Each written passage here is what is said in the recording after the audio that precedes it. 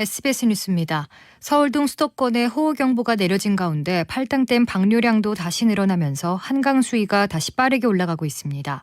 한강 수위가 올라가면서 도로 통제 구간도 늘고 있습니다.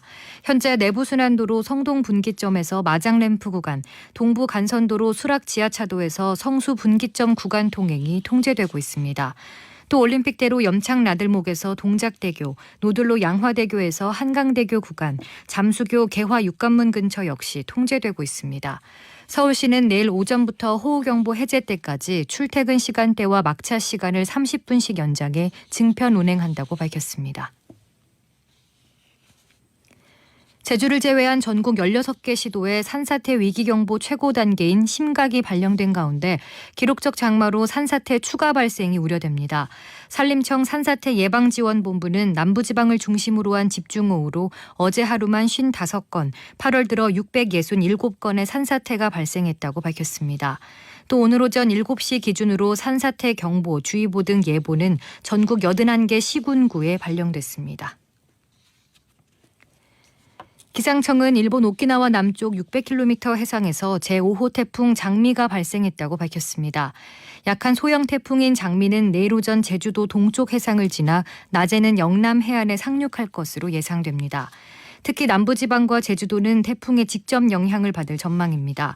태풍의 길목에 있는 경남과 제주도, 지리산에도 300mm 넘는 비가 내릴 전망이고 그 밖에 남부지방과 제주도에도 100에서 200mm의 비가 예보됐습니다. 중부지방은 장마전선의 영향까지 더해져 모레까지 최대 500mm의 폭우가 쏟아질 수 있습니다. 수도권을 중심으로 코로나19 확산이 계속되면서 어제 신규 확진자는 36명 발생해 모두 14,598명으로 늘었습니다. 국내 지역 발생으로 이틀째 30명으로 서울 11명, 경기 14명, 인천 1명 등 수도권이 26명이고 그 밖에 광주에서 2명, 충북과 충남에서 각각 1명씩 발생했습니다.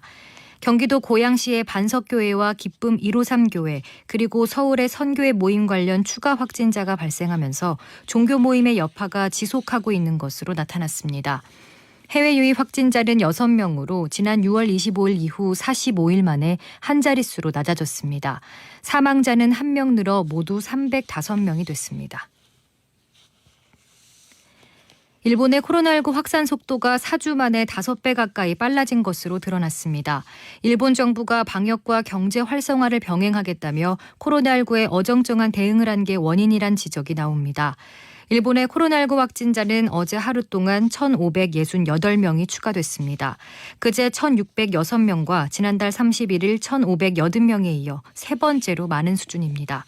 특히 주간 신규 확진자 수는 지난달 5일에서 11일 1,970명에서 주마다 큰 폭으로 증가해 4주 만인 지난주는 9,546명으로 늘었습니다. 한국개발연구원 KDI가 코로나19로 인한 부정적 영향이 축소되며 경기 부진이 다소 완화되고 있다고 진단했습니다. 장마 전선의 영향으로 현재 경기 북부와 강원 북부를 중심으로 비가 내리고 있습니다. 특히 서울 경기와 강원 영서, 충청 북부에는 호우경보가 내려져 있습니다. 화요일인 모레까지는 전국이 흐리고 비가 이어질 것으로 예상됩니다. 내일 새벽까지는 서울과 경기 북부, 영서 북부를 중심으로 많은 비가 오겠고 내일은 북상하는 태풍 장미의 영향으로 남부지방을 중심으로 강한 비바람이 예상됩니다.